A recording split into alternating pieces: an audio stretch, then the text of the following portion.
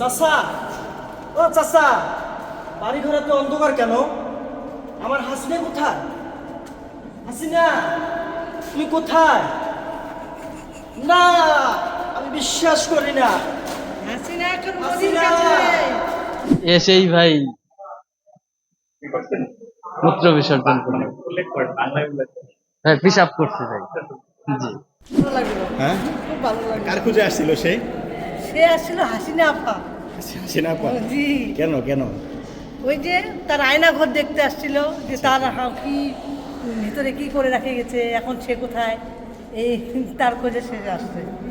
আমি আসছি, শুনলাম যে আয়না ঘরে আগুন দিয়েছে, বিয়া করছে, মানুষ হামলা করছে, বাড়ি করে ভেঙে দিয়েছে, এটাই আমরা দেখতে আসছি।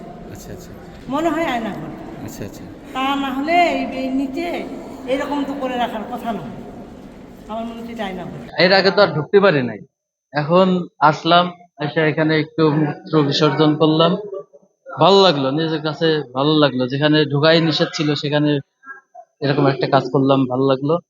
আর এখানে আসা হচ্ছে আমাদের যে নতুন প্রজন্ম আছে, এই প্রজন্ম অনেক কিছু শিখতে পারবে এটা দিয়ে, যে ক্ষমতায় সব না, আসলে প্রত্যেকটা ক্ষমতার শেষ আছে।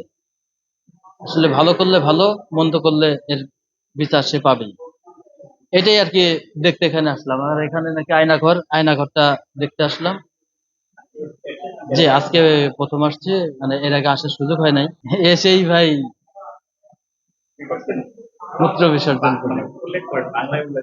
হ্যাঁ, পিসাব করছে ভাই। জি। শান্তি মানে নিজের প্রাকৃতিক যাকে সারা দিলে তো ওটা ত্যাগ করতে পারলেই শান্তি। তারপরে এখানে ত্যাগ করতে পারছি, এটা আরো শান্তি। না ভাই, আসলো, ভাবলাম এটাই সেফ জায়গা। ওনার যে অপকর্ম ছিল যে উনি কোনো পার্কিং স্পটকে আয়নাঘর বানাবে না বা কাউকে আটকায় রাখার জন্য কোনো প্লেস বানাবে না, এটা তো অবিশ্বাস্য কিছু না, পসিবল এটা। বাট কিন্তু এখানে যেমন মনে হচ্ছে পার্কিং স্পট হলে একটু ইউজ তো হতো না, মনে হতো না যে ইউজ হয়েছে এতদিনে বা কিছু, কিন্তু ইউজ তো হয়েছে এমন তো কিছু দেখা যাচ্ছে। এত ময়লা বা কেমন যেন মনে হচ্ছে। সাবেক প্রধানমন্ত্রী কেমন ছিল, মানে যে থাকে না কিছু মানুষ যে আপনি আপনাকে যারা আটকাই রাখে, চোখ মুখ বাইধা রাখে, রোবট। অ্যাকচুয়ালি আমরা ওনার রোবট ছিলাম, আর কিছুই না।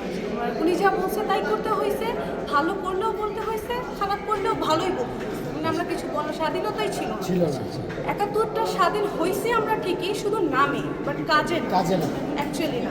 কারণ ওনার বাবা হয়তো ৭১ পর্যন্তই ছিল যা স্বাধীনতা, বাট তারপরে মুজিব বা তারপরে শেখ ফ্যামিলি এখন অব্দি মনে হয় না সেই স্বাধীনতা বাঙালিদের দিচ্ছে।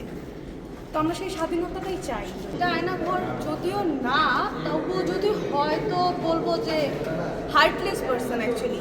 উনি এর থেকেও নির্মম কাজ করতে পারে, এটা তো মনে হয়। তাও তো উনি যদি কাউকে একটু রেহাই দেয় তাহলে হয়তো এই কেস ছিল, বা এর থেকেও যাদের প্রতি ওনার বেশি হিংসা ছিল তাদেরকে এখানে উনি কখনোই রাখবে না। এর থেকেও খারাপ ঘরে রাখবে, যেখানে হয়তো মানুষ চাইবে যে প্রতি মুহূর্তে যে আমার মৃত্যু হয়ে যাবে, এখানে টর্চার থেকে ভালো আমি মরে যাই।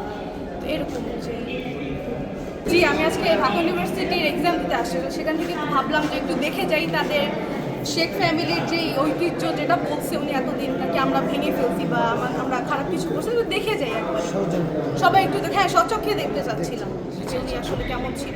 এই যে হাসিনার দুঃশাসন, এই যে চিত্রগুলি দেখানোর জন্য ওদেরকে নিয়ে আসছি। আয়নাঘর নামক যে স্থাপনা ছিল, ওখানে আমরা ওদেরকে ছেলে এবং মেয়েকে নিয়ে দেখার জন্য এখানে উপস্থিত হয়েছি। এই জুলুম অত্যাচারের দুঃশাসনের জন্য এখানে আমরা এখানে দেখার জন্য আসছি। হাসিনার যে স্থাপনা ছিল, এটি নিদর্শন ছিল, এটি ভেঙে ফেলা হয়েছে, ছেলে মেয়েদেরকে দেখানোর জন্য এখানে উপস্থিত হয়েছি। না, খুব ভালো লাগছে, খুব অনুভূতি, খুব ভালো লাগছে। জুলুম অত্যাচারের যে একটা দীর্ঘায়িত হয় না, এটা নিদর্শন। এটা বাংলার জনগণ বুঝুক যে ভবিষ্যতে যারা এই প্রজন্ম যারা দেশ পরিচালনা করবে, তাদের এটা একটা শিক্ষণীয় ব্যাপার আছে এটা নিয়ে।